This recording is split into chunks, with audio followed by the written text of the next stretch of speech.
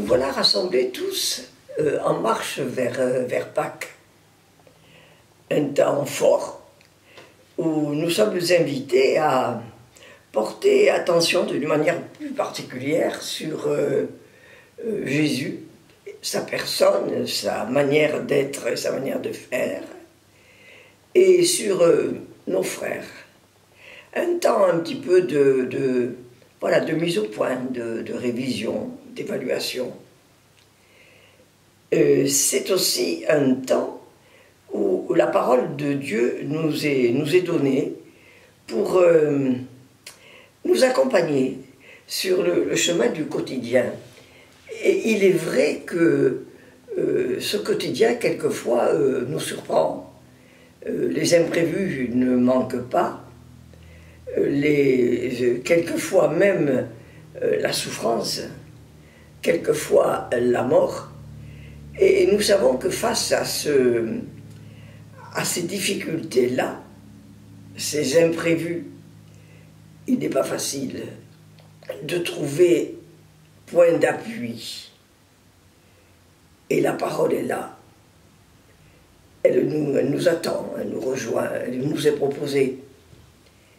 Et il se trouve que justement, l'évangile d'aujourd'hui nous rejoint à ce niveau-là, au cœur de nos imprévus, dans ces moments où le sol paraît nous être arraché sous les pieds.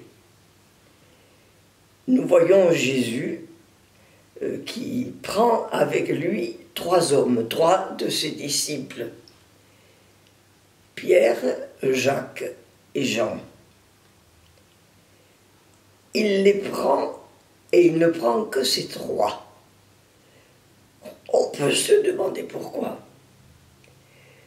Il les amène, ces 3, parce que ils ont vu réveiller la fille de Jaïr et ils se sont réjouis. Mais ils vont devoir accompagner Jésus à Gethsémani, à ce moment du dernier combat où Jésus doutera même et aura peur face à l'avenir qui arrivera sous peu, sa passion. Il les prend parce qu'ils sont complètement découragés. 6 jours auparavant, voilà que Jésus leur avait dit très clairement ce qu'il attendait à Jérusalem. Il leur avait dit, le Fils de l'homme doit souffrir, il sera maltraité, rejeté par les forces religieuses, et il sera tué. Mais le 3e jour, il ressuscitera. Nous sommes appelés, il me semble, en ce dimanche de la transfiguration, à regarder, à écouter Jésus, à recevoir ce qu'il nous dit à travers sa passion. La mort, la souffrance peuvent devenir, si nous le voulons bien, un lieu de résurrection dès aujourd'hui. La passion de Jésus, sa mort, n'est pas un échec.